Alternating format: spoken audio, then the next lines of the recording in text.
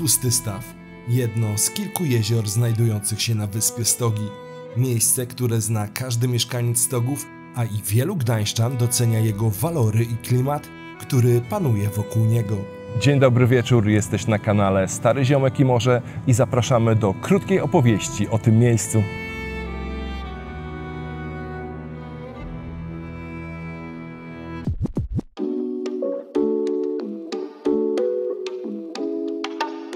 Nazwa Pusty Staw to jeden wielki błąd urzędniczy. Po II wojnie światowej reaktywowana Komisja Ustalania Nazw Miejscowości, na której czele stanął profesor Srokowski, miała za zadanie ponowne nazwanie miejscowości i obiektów fizjograficznych, czyli na przykład jezior czy rzek, aby przywrócić im lub nadać nową polską nazwę.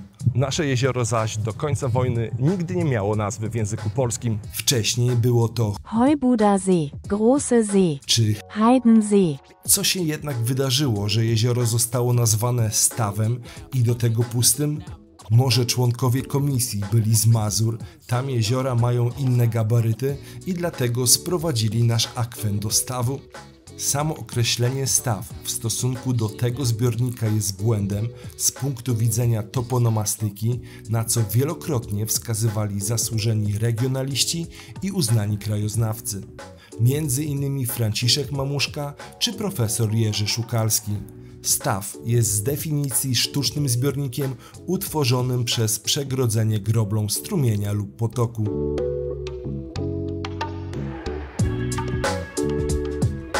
Ale dlaczego pusty? Ma to związek z błędnie tłumaczoną niemiecką nazwą. Najstarsza nazwa jeziora przy osadzie Heubude, która została umieszczona na mapie z XVI wieku, to Heubuder See. w dzisiejszym znaczeniu jezioro Stogi czy też jezioro Sianowe. Na mapach bliższych naszym czasom pojawia się nazwa Große Heidsee lub Heidensee. od słowa Heide. i właśnie kluczem jest słowo. Heide. Jeżeli sprawdzisz je w słowniku, to tłumaczeniem będzie poganie lub wrzos. Jednak dawne znaczenie to odludzie czy też pustkowie. W dawnych czasach za pustkowie rozumiano rozległe lasy, czyli puszcze. Do dziś w Niemczech funkcjonują takie nazwy jak Dübener Heide. czy też Senne Heide. i ta puszcza tutaj kiedyś była. Obecne tereny wyspy Stogi były porośnięte głównie lasem liściastym i w dużej mierze przestały istnieć po wycinkach, pożarach i zasypywaniu lasów przez ruchome wydmy w wieku XVII i XVIII. Po ustabilizowaniu wydm od połowy XIX wieku zaczęto mierzeję zalesiać głównie drzewami sosnowymi. Czyli w znaczeniu kultury leśnej nie była to już puszcza, a po prostu bór. Na początku XX wieku przewijała się ponownie nazwa akwenu jako Heubuder See. czyli jezioro stogańskie. Przy całej tej historii jasno wynika, że powojenna nazwa, czyli Pusty Staw, jest nieporozumieniem zarówno z leksykalnego, jak i historycznego punktu widzenia. Tutaj też chcemy, abyś sprawił jednym niewymagającym gestem, aby ten kanał nie podzielił losu jeziora i stał się pusty. Wystarczy polubić ten film, zostawić komentarz pełen entuzjazmu i podzielić się filmem ze swoją rodziną. Opowiadamy dalej. Geneza powstania jeziora związana jest z kształtowaniem się koryta Wisły, co miało miejsce od X do XII wieku, wylewami królowej polskich rzek z XIV wieku i ogromnej powodzi z początków XIX wieku.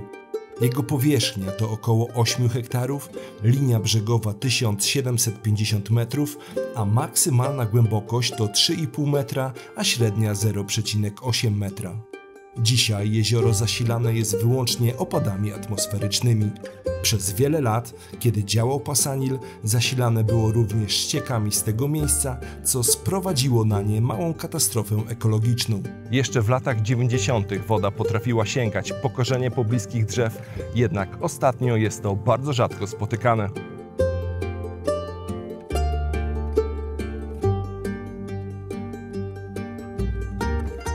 Interesujące jest również to, co działo się wokół jeziora. Kiedyś były tu grząskie i podmokłe tereny. Soren Bjorn, czyli gdańszczanin duńskiego pochodzenia, w XVIII wieku sprawił, iż te tereny zostały osuszone. Założył ogród składający się ze zwierzyńca ogrodu botanicznego z cieplarnią, szklarni z ogrzewanym kanałem, w którym pływały pancerniki, ptaszarni z ptakami egzotycznymi. Znajdował się w nim zbiór korali, minerałów oraz eksponaty etnograficzne, ława z żeber wieloryba i grota z dużą kolekcją muszli. Jego ogród przyciągał na stogi rzesze gości, nie tylko z Gdańska, czym zapoczątkował rozwój turystyczny tego miejsca, które w szybkim tempie zaczęło przekształcać się z rybackiej osady w nadmorskie letnisko.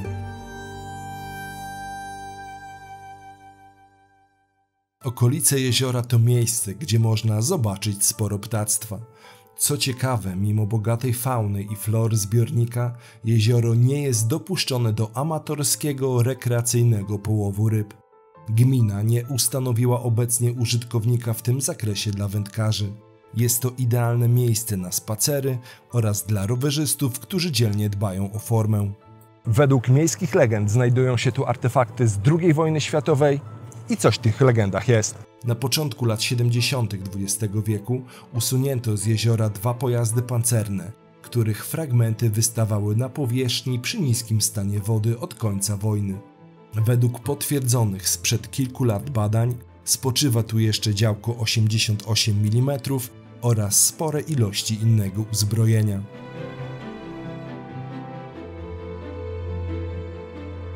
No i na stogach nie mamy zbyt wielu miejsc czy budynków, które zostały wpisane na listę zabytków. Być może niedługo tak się stanie z pawilonami w centrum dzielnicy.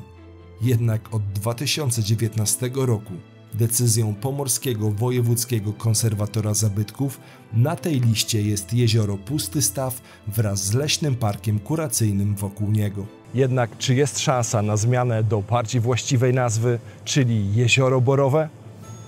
No pięknie tu.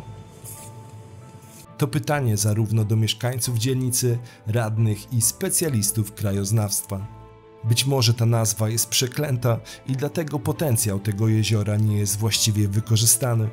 Dodać jeszcze należy, że główna ulica Stogów, czyli Stryjewskiego, co notabene jest nazwą błędną, gdyż powinna być Stryjowskiego, nosiła kiedyś nazwę Heidseestraße. Dziękujemy za wytrwałość i zapraszamy do naszych przyszłych i przeszłych produkcji.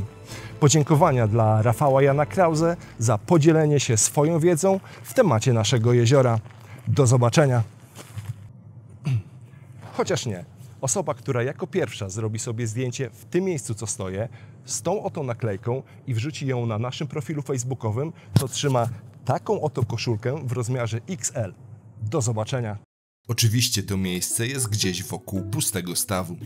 Tutaj chcemy jeszcze podziękować wszystkim patronom za wsparcie naszych filmowych działań, zarówno tym starym ziomkom, jak i ziomkom.